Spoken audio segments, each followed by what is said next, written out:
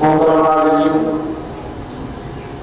আল্লাহ পাক রব্বুল আলামিন কোরআনে পাকের মধ্যে ওয়াদা করেছেন, যারা ঈমানদার মুমিন মুসলমান আল্লাহকে যারা বিশ্বাস করে, আল্লাহর কোরআনকে যারা মানে, আল্লাহ তাদেরকে ইহকাল এবং পরকালে সম্মান এবং ইজ্জতের জীবন দান করবেন, সফলতার কামিয়াবি দান করবেন। শুধু পরকালেই নয়, বরং ইহকালেও ঈমানদারদের জন্য, মুসলমানদের জন্য সফলতা এবং ইজ্জতের জীবন দেওয়ার কথা।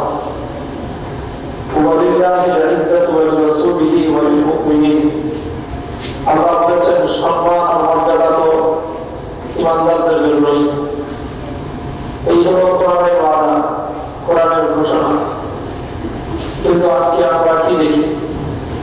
সারা দুনিয়াব্যাপী যদি আমরা সচেতনতার দৃষ্টিটা ফেরাই, দুনিয়াব্যাপী আমরা দেখব যে আজকের এই পৃথিবীতে মুসলিম জাতি চরম অবহেলিত হয়ে থাকে। মুসলমানরা সারা দুনিয়াতেই তারা লাঞ্ছিত, তারা অপদস্থ। দুনিয়াব্যাপী মুসলমানদের পতন আজকে চরম সীমায় গিয়ে উপনীত হয়েছে।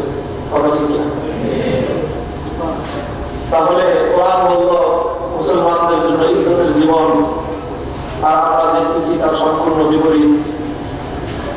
তো কোরআনের কথাও তো মিথ্যা নয়, আর আমরা যা দেখছি এটাও তো অবাস্তব নয়। আসলে ব্যাপারটা কি?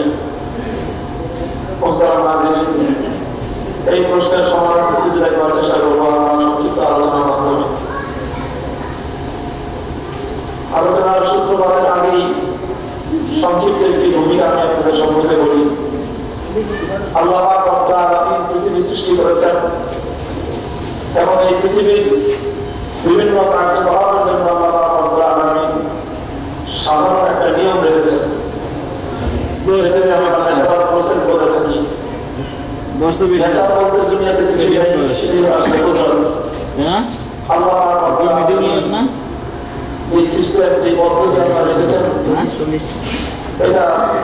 আল্লাহর নিয়ম অনুযায়ী পৃথিবী চলছে। আল্লাহ রাব্বুল আলামিনের নিয়ম ভায়োলেট করে, আল্লাহর নিয়ম লঙ্ঘন করে দুনিয়াতে কোনো কাজে সফলতা পাওয়া সম্ভব নয়। আল্লাহ নিয়ম রেখেছেন দুনিয়াতে মাটিতে যদি কেউ মেহনত করে, ফসলের চাষাবাদ করে, তাহলে মাটির মধ্যে আল্লাহ উর্বর ক্ষমতা রেখেছেন, এই মাটি থেকে ফসলের চাষাবাদ হবে। কেউ যদি পানিতে মাছের চাষ করে, তাহলে পানির মধ্যে আল্লাহ সক্ষমতা রেখেছেন, পানির মধ্যে মাছের চাষ হবে। কিন্তু আল্লাহ নিয়মকে লঙ্ঘন করে যদি কেউ বিশাল মাঠ জুড়ে সুন্দর করে ধান চাষ করে, সারটা দিয়ে চাষাবাদের উপযুক্ত হবে, সারা মাঠ জুড়ে যদি কেউ মাছের পোনা ছেড়ে দেয়, মাঠ জুড়ে মাছের পোনা ছেড়ে দিয়েছে, উন্নত মানের জাতের মাছের পোনা, কি বলেন ফসলের ক্ষেত্রে মাছের চাষাবাদ হবে? অথবা বিশাল পুকুর জুড়ে যদি কোনো ব্যক্তি উন্নত মানের ধান অথবা গমের বীজ ছিটিয়ে দেয়, পুকুরের মধ্যে ধানের ফসল অথবা গমের ফসল হবে? তো ফসলের মাঠে মাছের চাষাবাদ হবে না, পুকুরের পানিতে ধান অথবা গম অথবা অন্য কোনো ফসলের চাষাবাদ হবে না। কারণ এটাই আমার মালিক রব্বুল আলামিনের নিয়ম। মোহতারাম নাযিরিন, মনে করুন আপনারা এখানে মাহফিলে এসেছেন, দুইজন বন্ধু দীর্ঘদিন পরে মাহফিলে এসে সাক্ষাৎ। একজনের বাড়ি রাস্তা, এই রাস্তা থেকে পশ্চিম দিকে হাঁটলে সোজা 1-2 কিলোমিটার দূরে তার বাড়ি। আর এক বন্ধুর বাড়ি হলো ঠিক তার উল্টা দিকে, পূর্ব দিকে 1/2 কিলোমিটার 1 কিলোমিটার চলবার পর তার বাড়ি। মাহফিল পরিসমাপ্তিতে উভয় বন্ধু গলায় গলায় হাত দিয়ে একসাথে হাঁটতে আরম্ভ করেছে পূর্ব দিকে। বেশ কিছুক্ষণ পথ চলবার পর যখন 1 কিলোমিটারের মতো পথ অতিক্রম করেছে, তখন যে বন্ধুর বাড়ি পূর্ব দিকে, সেই বন্ধু তার নিজের গন্তব্য পর্যন্ত পৌঁছে গেছে, নিজের বাড়ি পর্যন্ত পৌঁছে গেছে। কথা ঠিক কিনা? কিন্তু যে বন্ধুর বাড়ি তার বিপরীত দিকে, পশ্চিম দিকে, সেই বন্ধু কি এই 1 কিলোমিটার পথ চলে নিজের বাড়ি পর্যন্ত পৌঁছতে পেরেছে? সে যদি আমার প্রশ্ন করে যে আমি কেন পারবো না? দুইজন একই সঙ্গে রওনা করলাম, একই পথ দিয়ে হাঁটলাম, একই সমপরিমাণ পথ অতিক্রম করলাম, আমার বন্ধু যদি তার বাড়িতে পৌঁছতে পারে আমি কেন পারবো না? এই প্রশ্ন করতে পারবে, সেই প্রশ্ন করতে পারবে, কিন্তু এই প্রশ্নের পরিষ্কার জবাব হলো এই, তোমরা যখন উভয়জন পূর্ব দিকে রাস্তা ধরে হাঁটা শুরু করেছ, প্রতি কদমে কদমে তোমার বন্ধু তার দিকে গন্তব্যের দিকে অগ্রসর করেছে, আর তুমি প্রতি কদমে কদমে নিজের গন্তব্য দূরে সরেছে। কোনটা পথে তুমি চলেছ, আর এই পথে তুমি চলতে পারবা 1 কিলোমিটার নয়, 100 কিলোমিটার চলতে পারবে, 1000 কিলোমিটার পথ অতিক্রম করতে পারবে, শুধু পায়ে হেঁটে নয়, তুমি দৌড়ে চলতে পারবে, কিয়ামত পর্যন্ত পথ চলতে পারবে, কিন্তু উল্টা পথে চলে নিজের গন্তব্য থেকে আরো দূরে সরা ছাড়া তুমি কোনোদিন নিজের বাড়িতে পৌঁছতে পারবে। কথাটা ঠিক? আরেকটা দৃষ্টান্ত দিই, মাঝে মাঝে আমরা পত্রিকায় খবর দেখি, এবং আমাদের অনেকের বাস্তব জীবনেও এই ধরনের খুব করুণ অভিজ্ঞতা থেকে থাকতে পারে। হাসপাতাল এবং ক্লিনিকের মধ্যে ডাক্তারখানায় অনেক সময় রোগীর আপনজন লোকজন দিয়ে তারা ভাঙচুর চালায়, হাসপাতালে অ্যাটাক করে, ডাক্তারের উপর চড়াও হয়, আক্রমণ করে, এবং প্রতিবাদী হয়ে আপসেট হয়ে আবেগপ্রবণ হয়ে তাদের কাজগুলো করে। জিজ্ঞাসা করে যে ভাই কি হয়েছে, ঘটনা কি, আপনারা হাসপাতাল ক্লিনিক ভাঙচুর করতেছেন কেন? কি জবাব দেয়? ডাক্তারের ভুল চিকিৎসা আমাদের রোগী মারা গেছে। ঘটনাগুলো ঘটে যে সময় অনেক সময় আমরা এই ধরনের দুঃখজনক মর্মান্তিক ঘটনার সংবাদ পাই। কি হয়েছে জানতে চাইতে বলে রোগী আনলাম, নর্মাল সিচুয়েশন, খুব জটিল কোনো পরিস্থিতি নয়, ডাক্তার সাহেব দ্রুত আসবেন করতে তারা ধরে করে একটা ইনজেকশন পুশ করবেন। ইনজেকশনটা পুশ করার কিছুক্ষণের মধ্যেই রোগীর অবস্থা সিরিয়াস, চেহারা নীল হয়ে গেল, মুখ দিয়ে ফেলা করতে আরম্ভ করলো। উইদিন 10 মিনিট, 10 মিনিটের মাথায় রোগী মৃত্যুর করে বলে পড়ল। এখন এরকম একটা দৃশ্য নিজের চোখে দেখার পর কোন মানুষের ভাই, তার আপনজন, বন্ধু বান্ধব, সন্তান সন্ততি তারা স্বাভাবিক থাকতে পারে? বিদ্যুৎ হবে, আপসেট হবেই, আমি হবো, আপনিও হবেন। আমাদের দাবি, তাদের দাবি একটাই, ডাক্তারের ভুল চিকিৎসার কারণে রোগী মারা হয়েছে। তদন্ত কমিটি গঠিত হলো, আসলে কি হয়েছে তদন্ত করে দেখা গেল যে ঠিকই ঘটনা তো তাই। রোগীকে যেই ইনজেকশন পুশ করার কথা, সেই ইনজেকশন ঔষধ এখনো পর্যন্ত ঔষধ আলমিরাতে রয়ে গেছে, কিন্তু লাফড়া করতে গিয়ে ডাক্তার সাহেব প্যাকেটটা দেখতে অনেকটা এরকম, তার পাশে আরেকটা ইনজেকশন ভুল ক্রমে এই রোগীকে তিনি পুশ করে দিয়েছেন। যে ইনজেকশনটা দিয়েছেন এটা অনেক হাই পাওয়ার, অনেক উচ্চ ক্ষমতা সম্পন্ন, এটা প্রয়োগ করার বিশেষ প্রয়োগ বিধি আছে, নিয়ম আছে, পদ্ধতি আছে, সে সকল নিয়ম পদ্ধতি অনুসরণ না করেই রোগীর গায়ে এই হাই পাওয়ারের ইনজেকশন পুশ করবার কারণে আজকে রোগীর এই পরিণাম। বন্ধুগণ, ঠিক কাছাকাছি এই ধরনের ঘটনা দিয়ে সময় আমরা সংবাদ পাই, তাই কিনা? যদি না পেয়ে থাকে তাহলে আমাদের জীবনে এরকম একটা ঘটনা আছে, শুধু বিশ্বাস করবেন। আমার পক্ষের সম্পর্কে আমার ভাইয়ের মেয়ে ঠিক এই ধরনের একটা কেসে আল্লাহ নিয়ে গেছেন, কিন্তু বাহ্যিক কারণ শুধুমাত্র এটাই ছিল, একটা ঔষধ প্রয়োগ করার কথা ডাক্তারি নিয়ম অনুযায়ী সেটা 1.5 থেকে আধা ঘন্টা থেকে 1 ঘন্টা লাগার কথা ধীরে ধীরে পুশ করতে হয়, কিন্তু ডাক্তারের অবহেলার কারণে ওই ইনজেকশনটা প্রতিদিন এসে 2 মিনিটে পুশ করে দিয়ে চলে গেছে। 2 থেকে 3 দিনের পর ঘটনা যাই ঘটনা তাই ঘটছে। এই ঘটনার সংবাদ আমরা আশেপাশে আরো পাবো, খবর লাগেনি, বলা কি না? আর আমাদের দেশে এরকম সংবাদ পাওয়া যায় যে অপারেশনের রোগীর পেটের মধ্যে ডাক্তারের চুরি হয়ে গেছে, এরকম সংবাদ আমরা পাই। তো আমি যেটা বলছি সেটা খুব বেশি বাড়ায় বলছিলাম না। বন্ধুগণ, আমার প্রশ্ন হলে ডাক্তার সাহেব যে ওষুধটা রোগীকে পুশ করবেন সেটাও একটা ঔষধ, সেটা কি একটা ঔষধ। সেই ঔষধটা তৈরি করেছে সরকারের রেজিস্টার একটা কোম্পানি, নামি দামি ঔষধ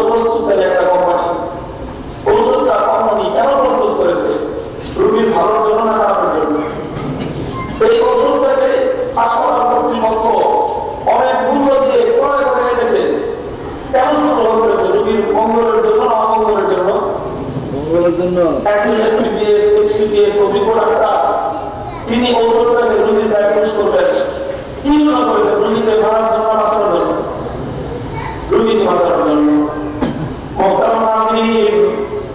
কথা বলে এখানে ঔষধ তৈরি করা হলো রোগীর কল্যাণের জন্য, ঔষধ সংগ্রহ করা হলো রোগীর কল্যাণের জন্য, ঔষধ প্রয়োগ করা হলো রোগীর মঙ্গলের জন্য, কিন্তু চূড়ান্ত পরিণতিতে এই ঔষধের দ্বারা রোগীর কল্যাণ হওয়া সর্বনাশ ঘটল। সর্বনাশ ঘটল কারণটা কি? কারণ আর কিছু না, কারণ হলো একটাই, আসলে এই ঔষধ যেই রোগের, এই রোগীর সেই রোগ না, আর এই রোগীর সেই রোগ, এই ঔষধ সেই রোগের না। রোগীর হয়েছে জন্ডিসের রোগ, রোগীর হয়েছে জন্ডিসের রোগ। জন্ডিসের রোগের উপর যদি আপনি সেই ক্যান্সারের হাই পাওয়ারের কেমোথেরাপি যদি আপনি প্রয়োগ করেন, রোগীর হয়েছে আপনার টাইফয়েড, সেই রোগীর উপর যদি আপনি যথা ঔষধ প্রয়োগ করেন, ফুল ঔষধ প্রয়োগ করে কোনোদিন কোনো রোগীর আতঙ্ক কামনা করা যায় না। মোহতারাম হাজিরিন, এবার আসেন মূল কথায়।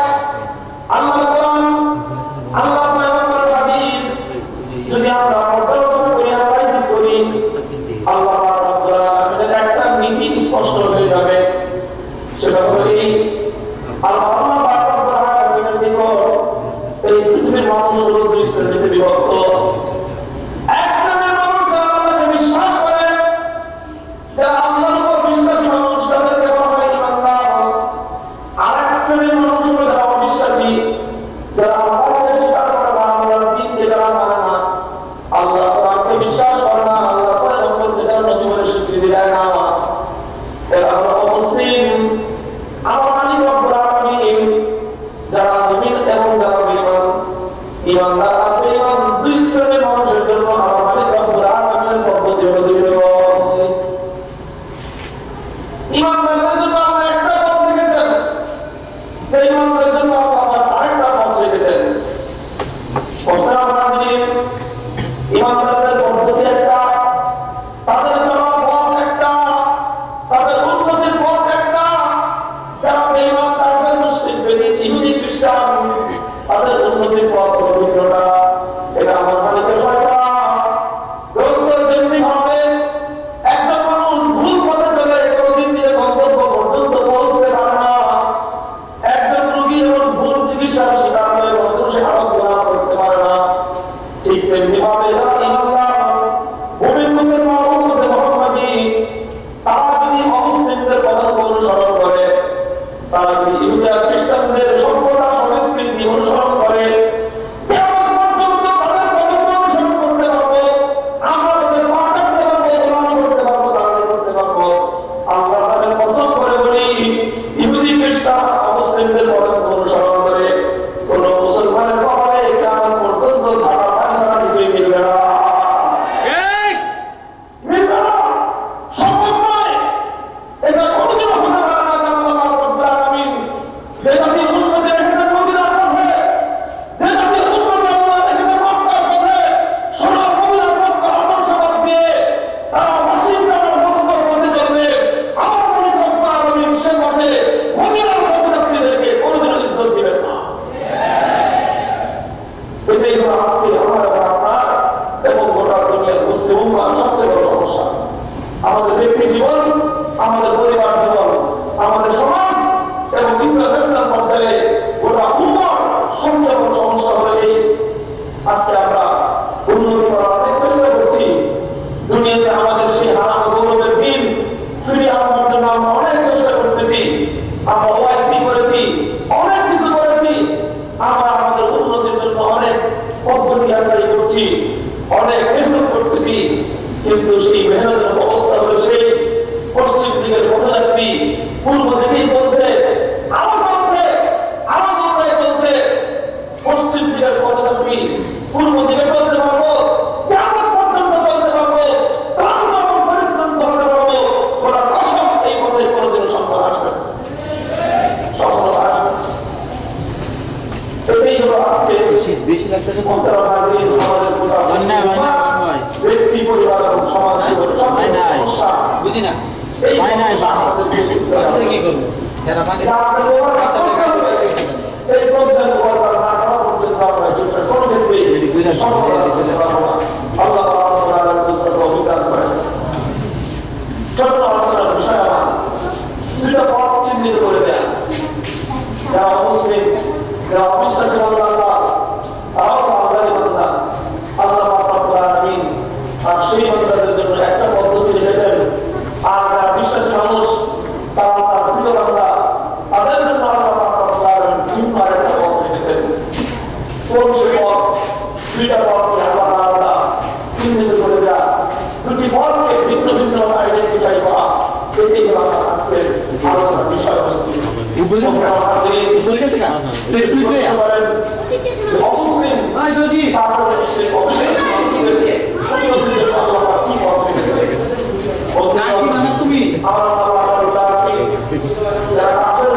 অবিশ্বাসী তাদের সমস্ত হিসাব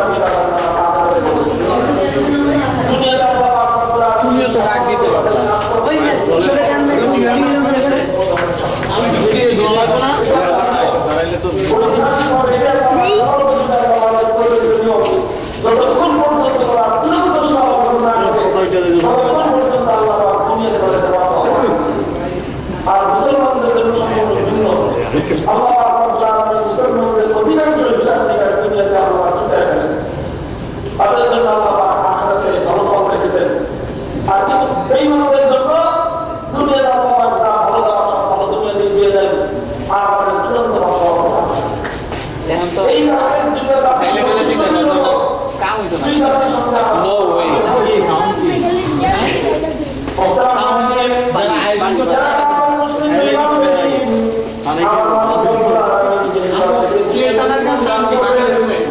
সকলের দিবে সম্মান ইজ্জত দিবেন, এই তাদের মুসলিমদের উন্নতির জন্য একটা পথ আল্লাহ নির্বাচন করেছেন। সেই পথটার নাম হল জাহিরি শক্তির পথ। জাহিরি শক্তির পথ যেটা তবলিগের ভাইয়া বলেন চিন আর আসবাবের পথ, শক্তির পথ জাহিরি শক্তি।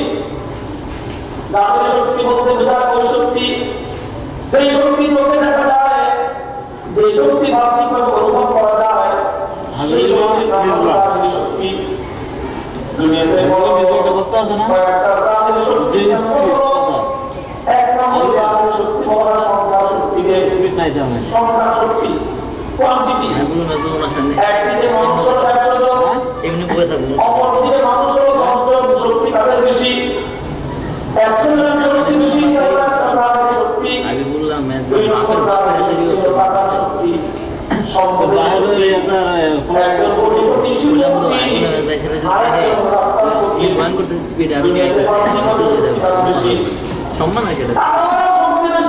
সম্মান আছে সম্মান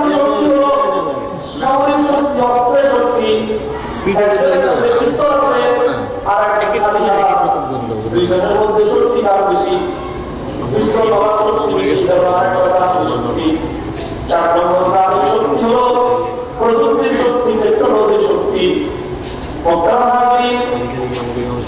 সাইকেল চালায়, একজনের সাইকেলের মোটর আছে, প্রযুক্তি আছে, টেকনোলজি আছে, আর একজনের সাইকেলের মধ্যে টেকনোলজি নাই, মোটর নাই, প্রাকৃতিক সিস্টেমে পায়ে হেঁটে হেঁটে চলতে হয়।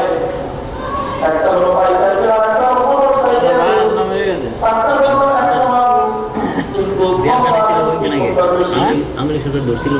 প্রযুক্তির শক্তি, সংখ্যার শক্তি, টাকার শক্তি, অস্ত্রের শক্তি, প্রযুক্তির শক্তি, এগুলো সব শক্তি, প্রকাশ্য শক্তি, চোখে দেখা শক্তি। আমার মালিক রব্বুল আলামিন জগতের কাফের মুশরিক বেঈমান বেদিন ইহুদি খ্রিস্টান সমগ্র অমুসলিম জাতির উন্নতি আল্লাহ রব্বুল আলামিন শুধুমাত্র তাদের শক্তির মধ্যে রেখে দিয়েছেন। আজকে দুনিয়াতে বড় চীন একটা বুদ্ধিস্ট কান্ট্রি, দুনিয়াতে উন্নত জাতি হিসাবে স্বীকৃত, কারণ 100 কোটি পপুলেশন, এই 100 কোটি মানুষের কর্মী ভাবে পরিণত করেছে, তার জনশক্তিতে জনসম্পদে রূপান্তরিত করেছে। এই জন্য দুনিয়াতে আজকে চীন অনেক উন্নত রাষ্ট্র। আজকে আমেরিকা খ্রিস্টান দর্শন অনেক উন্নত, কারণ আমেরিকার কাছে দুনিয়ার সবচেয়ে বেশি সম্পদ,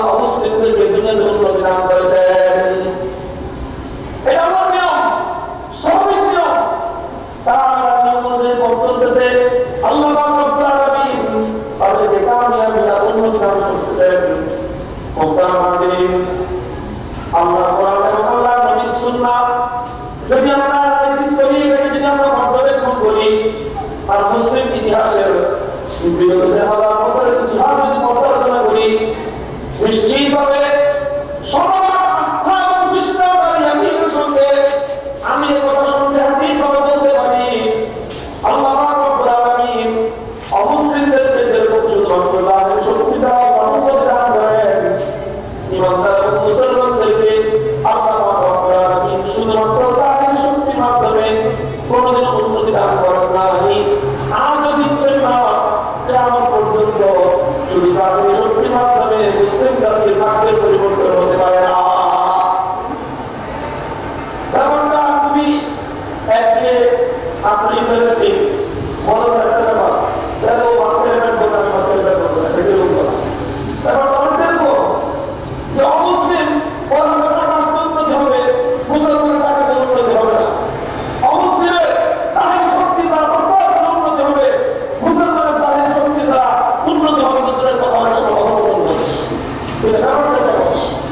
এটা খুব ভেরি ইন্টারেস্টিং ব্যাপার এই দিক থেকে, কিন্তু আরেক দিক থেকে এটা চিরন্তন শাশ্বত বাস্তবতার কথা। আর 1000 বছর পর্যন্ত মুসলমানদের ইতিহাসে এই ব্যতিক্রম একটি ঘটনা নেই। প্রমাণ জানতে চান? আমার কথা অবশ্যই প্রমাণ সাপেক্ষ। প্রমাণ করতে হবে আমাকে। আমি আপনাদের সামনে দুটি প্রমাণ উপস্থাপন করবো। একটি প্রমাণ দিব আল্লাহর কোরআনের ইতিহাস থেকে, কোরআনের মাধ্যমে একটি উদ্ধৃতি দিব, সেই গ্রন্থ রামায়ণী, সেই গ্রন্থের প্রমাণ সম্পর্কে সন্দেহের কোনো অবকাশ নেই। আরেকটি প্রমাণ দিব আজকের দুনিয়ার বাস্তবতার একটা দৃষ্টান্ত চোখে চোখে দেখিয়ে দিই। আমার একটা হিন্দুতা তিনি মুসলমানদের বর্তমান ইতিহাসের কিছুটা ইঙ্গিত দিয়ে দিয়েছেন। আমি আরো স্পেসিফিক ভাবে একটি কথা বলতে চাই। আল্লাহ রাব্বুল আলামিন আজকে মুসলমানদেরকে সম্পদ, কিন্তু প্রাকৃতিক সম্পদ, ন্যাচারাল রিসোর্স আল্লাহ রাব্বুল আলামিন মুসলিম জাতিকে কম দেননি।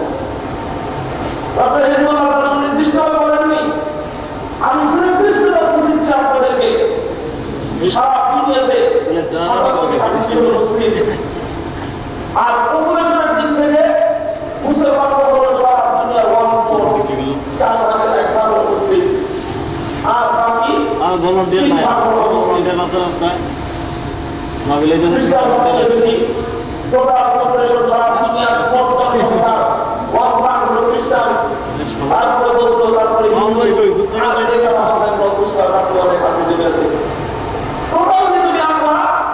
মুসলিম আর অমুসলিম তাহলে দুনিয়াতে মুসলমান হলো 25% আর বাকি 75% ঠিক কাছাকাছি এরকমই আপনার বক্তব্য তৈরি করে অনলাইন তৈরি করে এটাই বলো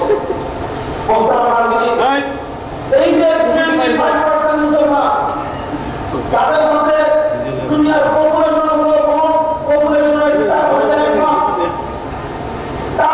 1% মুসলমান।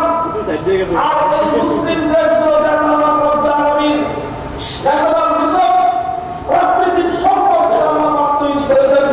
সারা দুনিয়ার এই প্রাকৃতিক সম্পদের মোর দ্যান 60% মুসলিম কান্ট্রি পাই। সারা দুনিয়াতে প্রাকৃতিক সম্পদের প্রায় 60% করতে হবে। আর এই প্রাকৃতিক সম্পদের মধ্যে সেটা হলো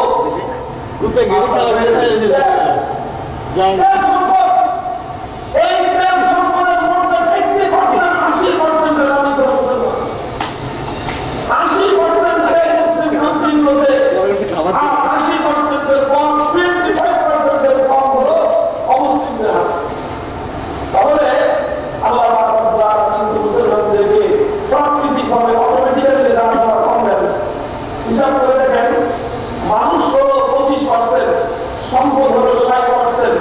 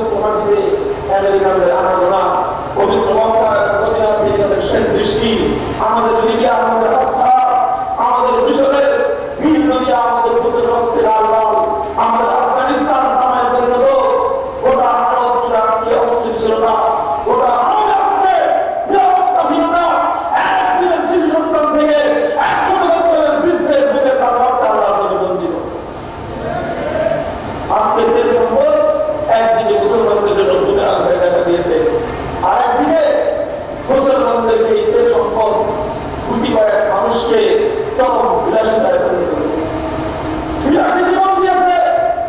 মুসলমানরা এদের সম্পত্তি কি করতেছে? বিশ্বকাপ কিনতেছে, বিশ্বকাপ। মুসলমানরা তেল বৃদ্ধি করার প্রধান বড় টাকা আল্লাহ টাকা মুসলমানদেরকে দিয়েছেন, আর এই তেল দিয়ে বিক্রি করে টাকা দিয়ে মুসলমানরা কি কিনতেছে? বিশ্বকাপ কিনতেছে। হুজুরদের মধ্যে বিশ্বকাপের কথা শুনে আপনারা বলতে যান, আমি ওরকম হুজুর না। এই আপনাদের মধ্যে ঢাকা শহরের বড়, ঢাকা শহরের জন্ম, কাজে 2010 সালে বিশ্বকাপ প্রায় টাকা তো বেশি ভালো হয় না। সবচেয়ে সভাপতিরা কিভাবে আসলো বিশ্বকাপে আসবে? টাকা দিয়ে কিভাবে সমস্ত কর্মকর্তাদের দিচ্ছে কত টাকা বিশ্বকাপ দিবি, টাকার সহায়তা টাকা দিয়ে কত বিশ্বকাপ দিবে তো ভাবি। এইভাবে টাকা দিয়ে বিশ্বকাপ কিনে আনছে। আপনি বলবেন যদি টাকা দিয়ে বিশ্বকাপ আনছে, আপনার সমস্যা কি? আপনার সমস্যা কি? ওর টাকা আছে, বন্ধের টাকা আছে, আপনার সমস্যা কি? সমস্যা আছে আমাদের, সমস্যা আছে। মুসলমান হয়ে সম্পদ তুমি বাবা আর তুমি দায়িত্ব রাখো না, এই অধিকার আপনার মুসলমানদের দান করে। وفي أموالهم حق للسائل والمحروم وفي أموالهم حق للسائل والمحروم ইসলামের অর্থনৈতিক গুরুত্বপূর্ণ বিধান হলো ধনী সম্পদের মধ্যে আল্লাহ রাব্বুল আলামিন গরিবের বিরুদ্ধে অধিকার রেখে দিয়েছেন। আপনার সম্পদ শুধু টাকার সম্পদ নয়, আপনার প্রতি পয়সা আমার অধিকার আছে, আপনার অধিকার আছে, অন্য মুসলমানের অধিকার আছে। ইথিওপিয়া আর সুদান আফ্রিকার ওই গরিব মুসলমানদের অধিকার প্রতিনিধিতে বৃদ্ধি ধারা প্রতি পয়সা রয়েছে। পয়সা দিয়ে বিশ্বকাপ হচ্ছে, বিশ্বকাপ শুধু বিশ্বকাপ একটা ফুটবল নিয়ে আসে না, এই ফুটবল অনেক কিছু নিয়ে আসে। কারণ বিশ্বকাপের আয়োজন করবার জন্য ওয়ার্ল্ড কাপ স্টেডিয়াম লাগবে না, বিশ্বমানের স্টেডিয়াম লাগবে। তারপরে সেই পরিমাণ বিশ্বমানের স্টেডিয়াম ছিল না। 2022 সালে বিশ্বকাপ হবে, 2012 সাল থেকে তারা আয়োজনে বিশ্বকাপের জন্য উন্নত মানের স্টেডিয়াম নির্মাণ শুরু করেছে। সমস্যা কি আছে? আরো কিছু সমস্যা ছিল আমাদের প্রত্যক্ষদর্শীদের সাক্ষ্যের মাধ্যমে আমি ব্যক্তিগতভাবে শুনেছি সেই বিশ্বকাপের স্টেডিয়াম নির্মাণ করার জন্য অনেক এলাকায় মুসলমানদের শত শত বছরের জনবসতি থেকে বিচ্ছেদ করতে হচ্ছে। এমন সুনির্দিষ্ট ঘটনা ঘটেছে, জনবসতির মধ্যখানে পড়ে গেছে সে হাজার বছর আগে করবেন কি মসজিদ। কারণ বৃহত্তর জাতীয় স্বার্থে, উম্মার স্বার্থে, ফুটবলের স্বার্থে মসজিদকে শহীদ করে দিয়ে আর উন্নত মানের মসজিদ নির্মাণ করা হচ্ছে অন্য জায়গায়, কিন্তু মসজিদের জায়গায়ও স্টেডিয়াম হচ্ছে, এমন ঘটনা ঘটছে। আর কি হচ্ছে? ফুটবল বিশ্বকাপ যখন হবে, সারা দুনিয়া থেকে হাজার হাজার মানুষ আসবে, তাদের এনজয় প্রয়োজন, তাদের আনন্দ ফুর্তি করতে হবে। বিশ্বকাপ ফুটবলের আগে পরে তারা নাইট ক্লাবে ব্যাপক পরিমাণে মদ্যপান করবে, রাস্তার মধ্যে নাইট ক্লাব তৈরি করতে হচ্ছে, নাইট ক্লাবগুলোতে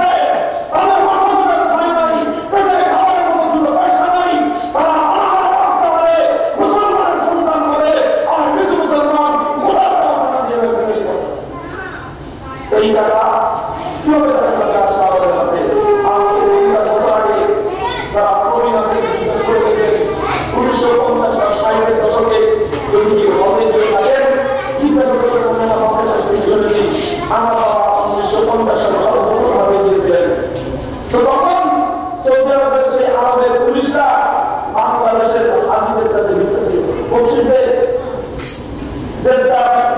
কোর্টে গিয়ে যখন জাহাজ ফিরত তখন সেই জাহাজকে নেওয়ার জন্য উন্নত মানের কোনো আপনার স্টেশনের ব্যবস্থা ছিল না।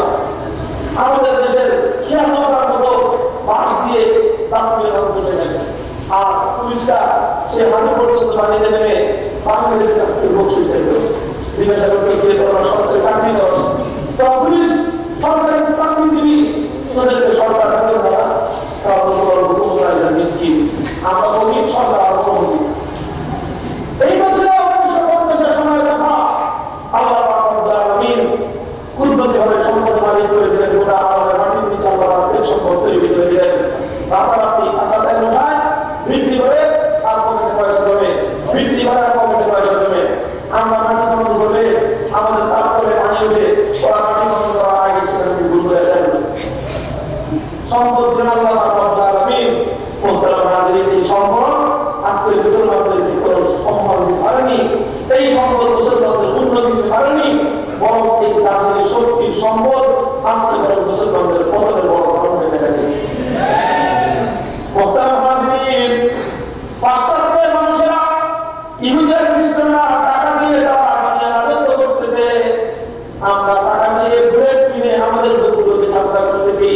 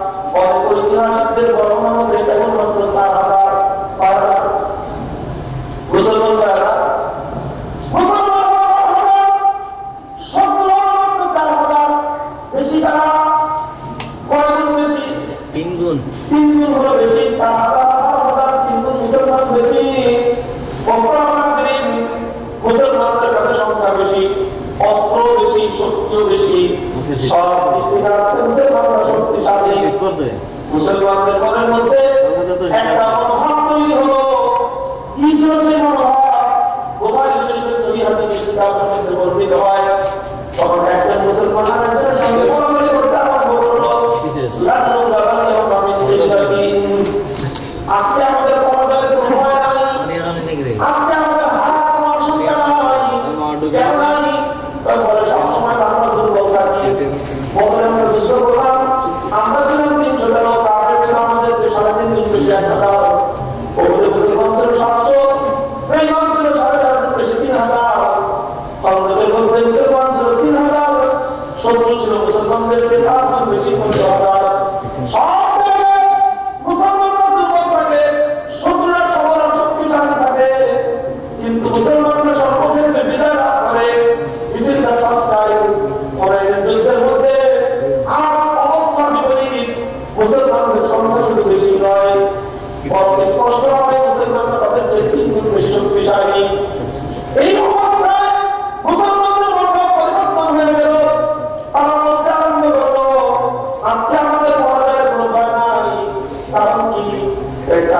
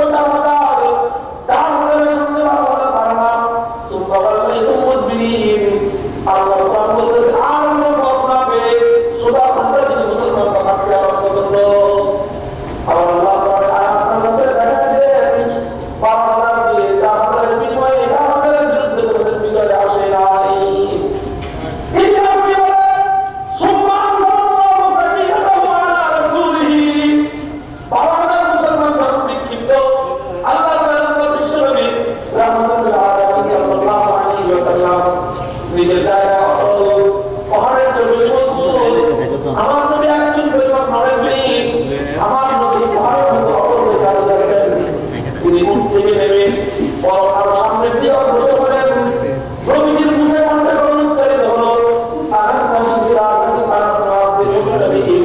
আমি মিথ্যা নবী না ভক্ত নবী না আমি আল্লাহর নবী না ভক্ত নবী খোদা সত্যকে দুনিয়াতে কায়েম করবার জন্য দুনিয়ার কেউ আমার সঙ্গে মানুষ মানা থাকবো আমি একা আল্লাহর দিনের জান্নাতে আমি সামনে নিয়ে যাবো আমার নবী শব্দ করেন চিৎকার করে সামনে ডাক দিলেন ওরা সাহাবা সামনে ভাইয়া সাহাবা হয়ে গেল ওরা আমাকে সাহাবী তোমরা করে আসো নবীজি কাছে বেশি সাহাবা এটা যুদ্ধের ময়দানে আমাদের রাসূলের তাদের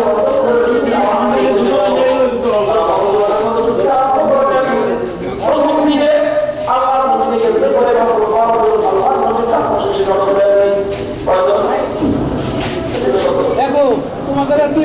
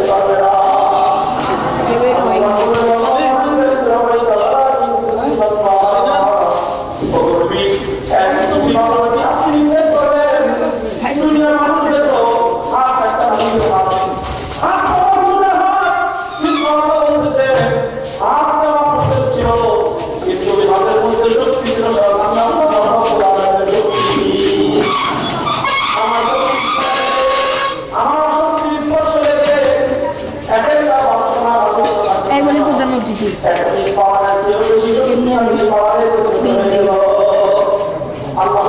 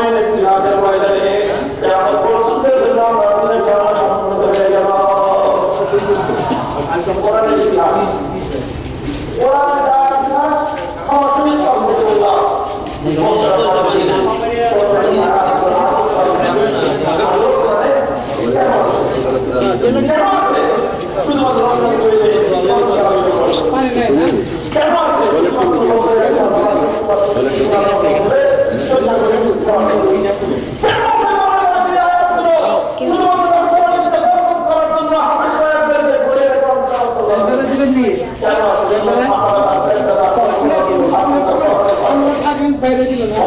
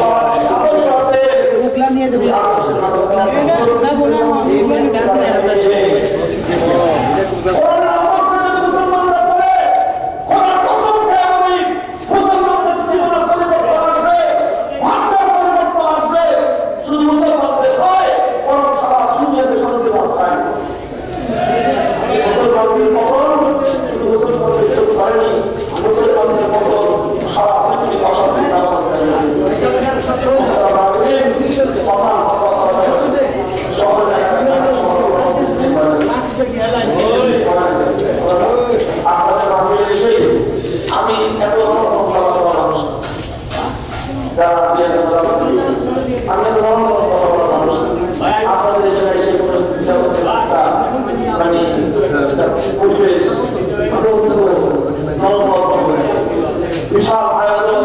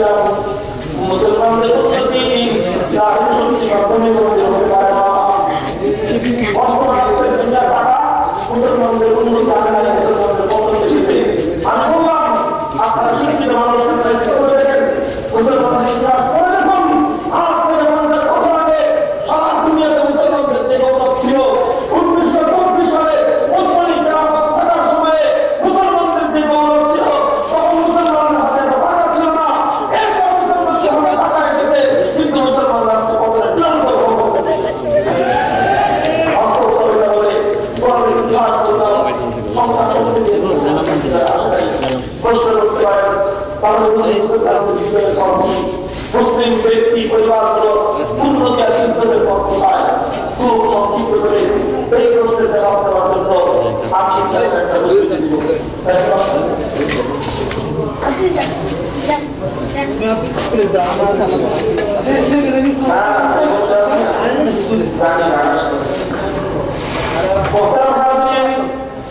বলতেছিলাম কেউ প্রশ্ন করতে পারে আপনি বলতে চান আপনি যেটা বলতে চান যে মুসলমানদের আজকে আধুনিক যুগে সামরিক উন্নতি দরকার নাই, মুসলমানদের টেকনোলজির প্রযুক্তি দরকার নাই, আমি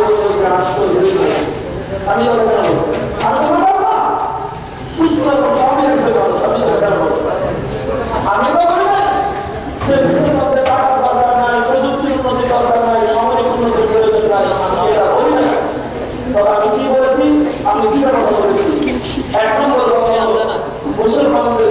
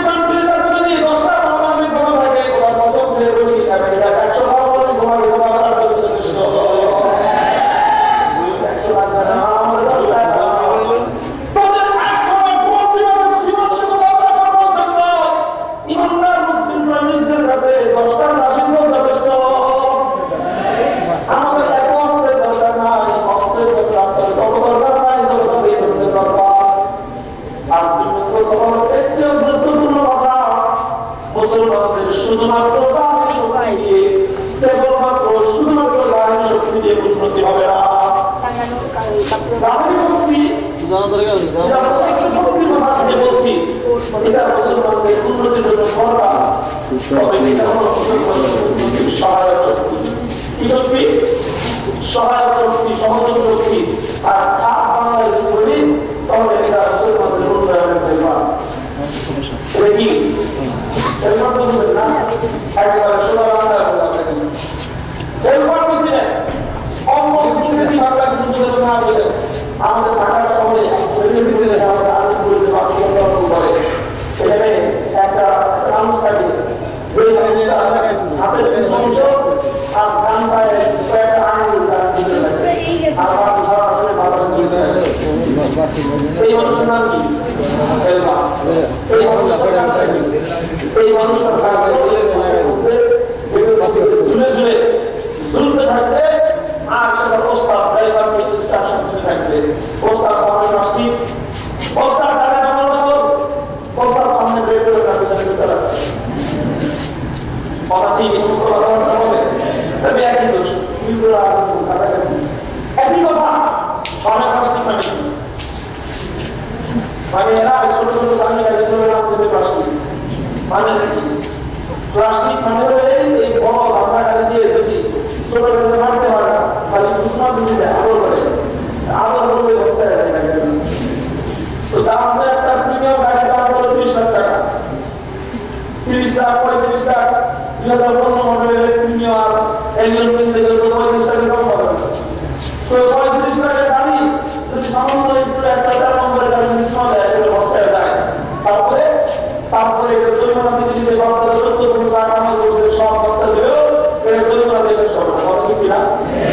এই জন্য একবার প্রস্তাব করে মাসটি ডাইরেক্ট হাত ব্রেক করা আমাকে দেওয়া হয় যাতে ডবল মানে কি তুমি সামনে থেকে দেখতে চাইছা আমি এখানে মানুষের উপরে দূরে দূরে দেখতে গাড়ি থেকে পিছনে আরেকটা আছে, তুমি একটা সাইড দিয়ে গাড়ি টান মারবা পিছনে সোজা আসা পাওয়া আছে তার দিয়ে গাড়ি ডবল করবে আর রাস্তার সামনে ব্রেক করতে পিছনে যেতে হবে এরকম অর্থ হবে। এইভাবে এই যে হেলপারগুলো বলে বলে রাস্তার আপনাকে গাড়ির ড্রাইভারকে সহযোগিতা করতে থাকে টাকা তোমাদের কোনো প্রাইভেট কল এই গাড়ি রাইডের গাড়ি হেলপার শক্তি পাবে না, হেলপার বাণিজ্য পাবে না, হেলপার রাস্তায় কিন্তু তারা চলাচল করতে হবে না, ডানে মারবে বামে মারবে 14 কেস টাকা হবে। তাহলে কি বিষয় হলো কারণ তার হেলপারের দরকার আছে না, হেলপারের দরকার আছে না, অনেক দরকার, খুবই দরকার। কারণ হেলপার মিলবে না, মানবে না, ভাড়া হবে না, পয়সা চিন্তা হবে না, অনেক দরকার হেলপার। এখন হেলপারের দরকার হওয়ার শুনে গিয়ে কোন গাড়ি চিন্তা করে হেলপার দিয়ে তো সব কিছু হয়, হেলপারের তো দরকার। তো কোন কামে আমি পরের দিন ড্রাইভার নাই 6,000 টাকা দিয়ে 3 ড্রাইভার রাখছে, 3 গাড়ি সাথে একটা বাম্পারের উপর 5টা গাড়ি দাম নাই 8টা গাড়ি পেটের মধ্যে 14টা হেলপার মিলে সকাল থেকে সন্ধ্যা পর্যন্ত রাখতেছে। পোস্টার বামে প্লাস্টিক আছে, প্লাস্টিক সামনে প্লাস্টিক পিছনে প্লাস্টিক 14 দিকে প্লাস্টিক। সকাল থেকে সন্ধ্যা পর্যন্ত যদি হেলপার চিন্তা করতে থাকে গাড়িতে যদি ড্রাইভার না থাকে গাড়ি চলবে, প্যাসেঞ্জার উঠবে, 2টা গাড়ি হবে, তাহলে কি বুঝা যাবে হেলপার দরকার আছে না কিন্তু হেলপারের দরকার। মহতরম হাজিরিন কবলে একটা গাড়িতে হেলপারের দরকার অনেক দরকার, খুব দরকার, কিন্তু হেলপার একটা গাড়ির জন্য 14টা দরকার নাই, হেলপার একটাই যথেষ্ট। আর একটা হেলপার দিয়ে কখন কাজ হবে যখন গাড়ির ড্রাইভিং ফোর্সের মধ্যে ড্রাইভিং সিটের মধ্যে ড্রাইভার থাকবে। যদি গাড়ির ড্রাইভিং সিটে ড্রাইভার না থাকে আর ড্রাইভারের বিনিময়ে এক ড্রাইভারের পরিবর্তে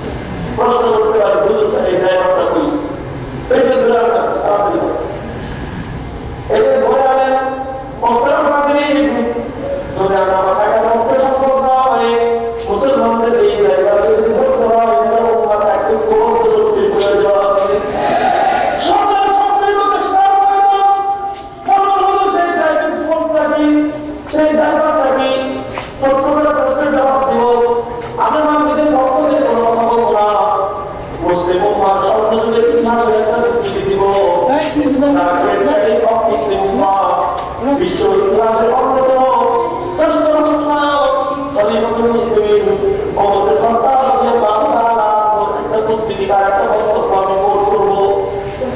একটা ব্যক্তি ছোট করে বলে দেই, খলিফাতুল মুসলিমিন ওমর ইবনে খাত্তাব রাদিয়াল্লাহু তাআলা তৎকালীন সময়ের ইহুদিদের প্রধান কেন্দ্রদের দ্বারেন সেই দ্বারের সৈনিকরা গ্রহণ করে সৈনিকরা যে পাত্র ইহুদিরা তাদের সেই প্রধান আন্দোলনে হয় না, কিন্তু তারা তারা করতে গেছিল।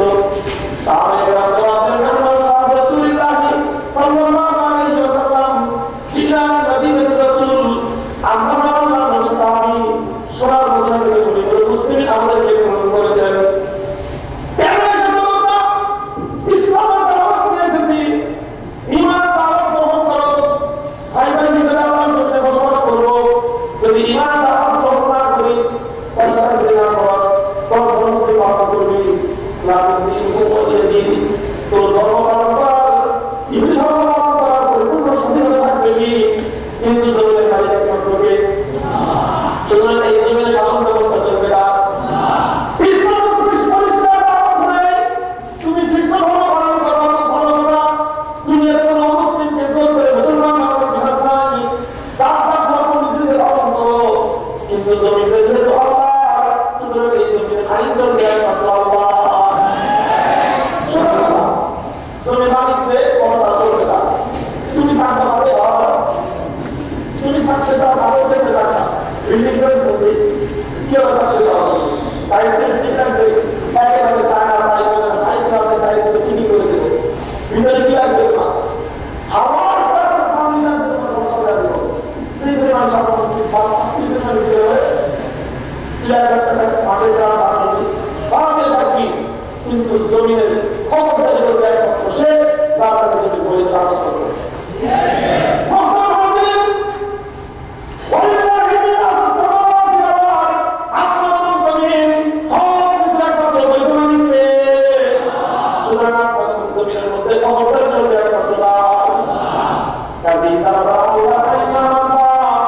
আল্লাহর দিন চলুন না করবা, আল্লাহর জন্য থাকতে চাও, ভারতে থাকবা, চলুন না চলবে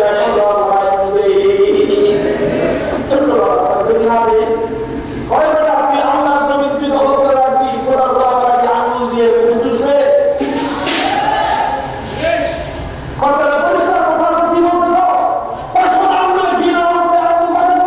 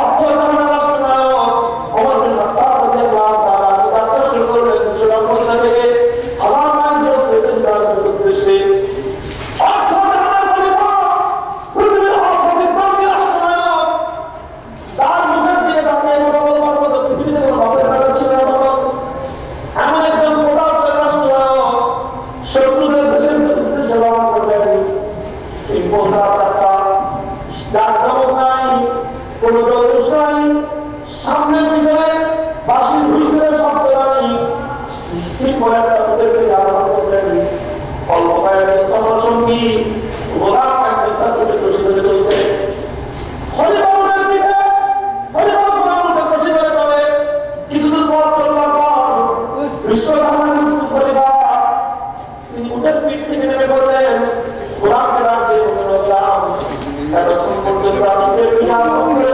সতর্কতা বলেছে না ওই যে সতর্কতা বলেছে না যে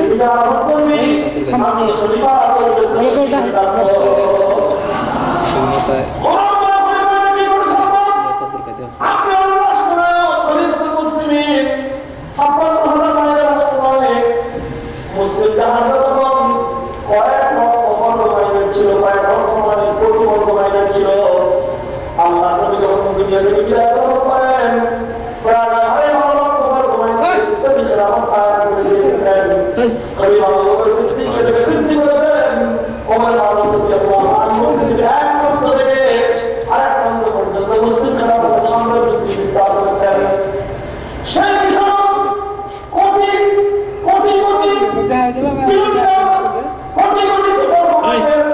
এই রাষ্ট্র ওমর এদিকে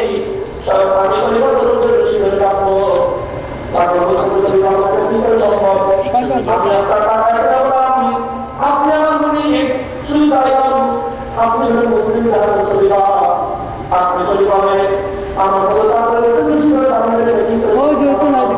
খামার দুনিয়ার মানুষের কাছে অকল্পনীয় অচিন্তনীয় মনে হতে পারে কিন্তু আমরা ইসলাম গ্রহণ করেছি আমরা পয়গম্বরের আদর্শ গ্রহণ করেছি আমাদের পয়গম্বরের শিক্ষা হলো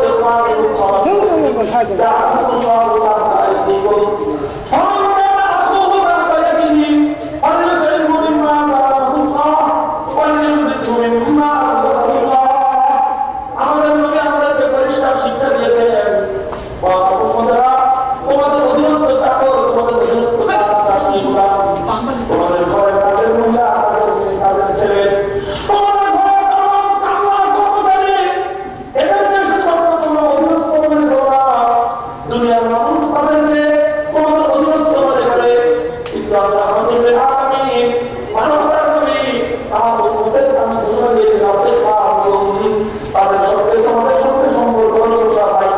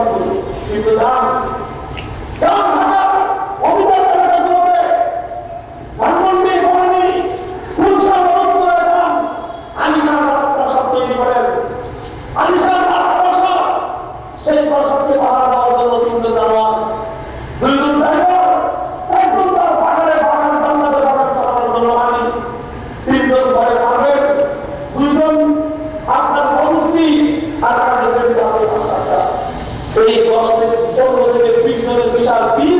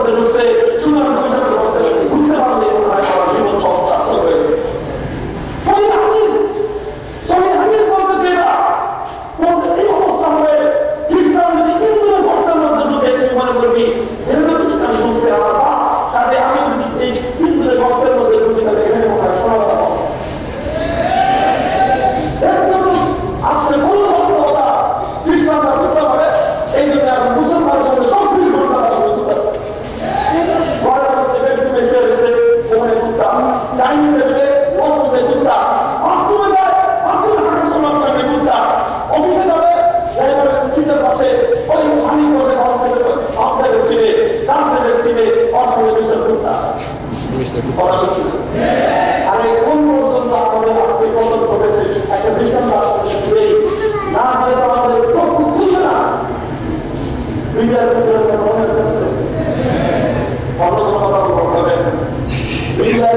সময় 2 দিন পর্যন্ত কি ভয়ঙ্কর পরিস্থিতি থাকতাম সরকারি গাড়ি তারা ভিন্ন অবস্থায় ছিল, জীবন মরণের প্রশ্ন। ওই ভিন্ন অবস্থায় কাউকে গুলি করে মারতেছে, কাউকে বুঝিয়ে বুঝিয়ে মারতেছে, কাউকে মাথায় রাখতেছে, সবার জীবন মরণের প্রশ্ন। 2 দিন পরে যখন এই জিম্মিয়াদের অবসান করতো, তারা আস্তে আস্তে মুক্তি দিতে আরম্ভ করলো।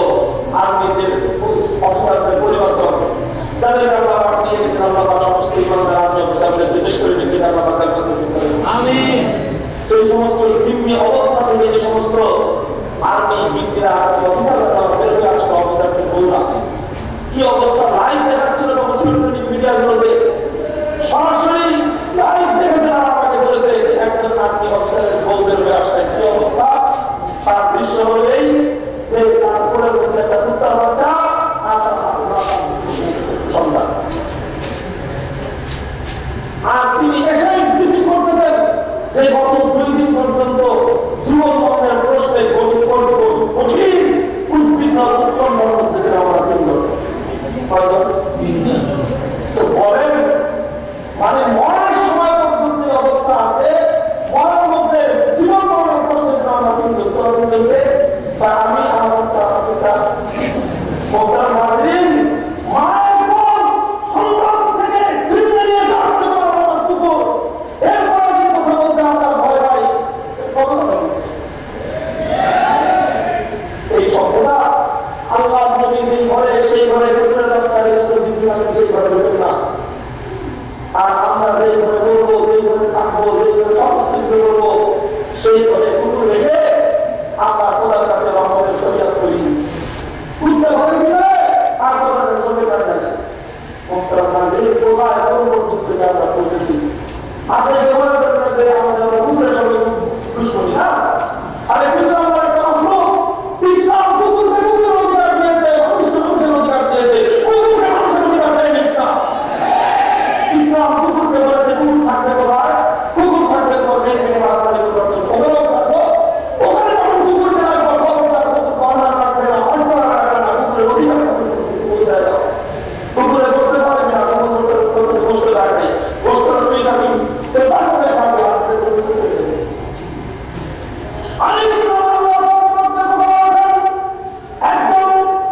একদম পাকিস্ত নারী